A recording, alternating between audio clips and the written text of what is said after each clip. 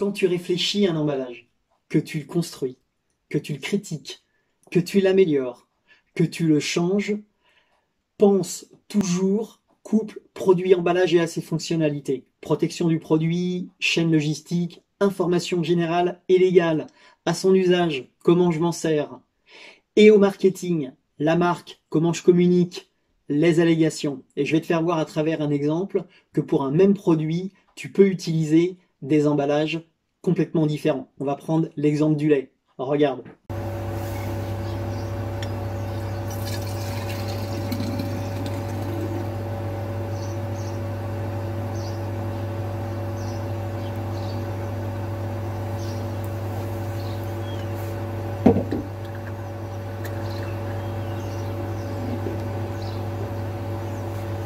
Vous en avez marre du plastique, marre des grandes surfaces.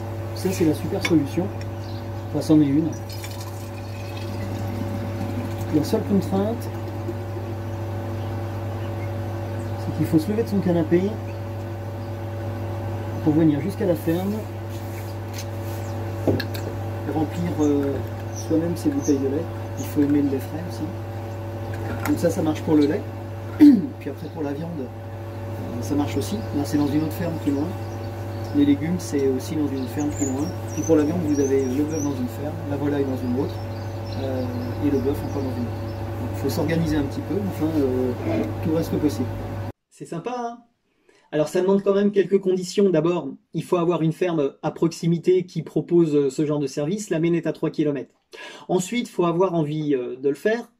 Ensuite, encore, il faut organiser une tournée, hein, parce qu'autrement, si tu vas uniquement pour ça avec ta voiture, tu fais exploser l'ACV, c'est-à-dire l'analyse du cycle de vie du lait, à moins d'y aller en vélo. Et puis enfin, il faut aimer le lait entier, parce qu'autrement, en arrivant chez toi, il faut que tu le fasses bouillir et que tu enlèves la crème.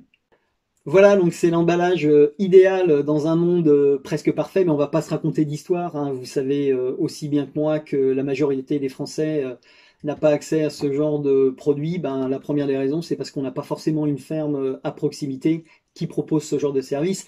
Alors quand on n'a pas ça, qu'est-ce qu'on fait? On fait ce que je fais également, hein. C'est-à-dire que quand on va faire nos courses, on achète du lait conditionné de cette façon.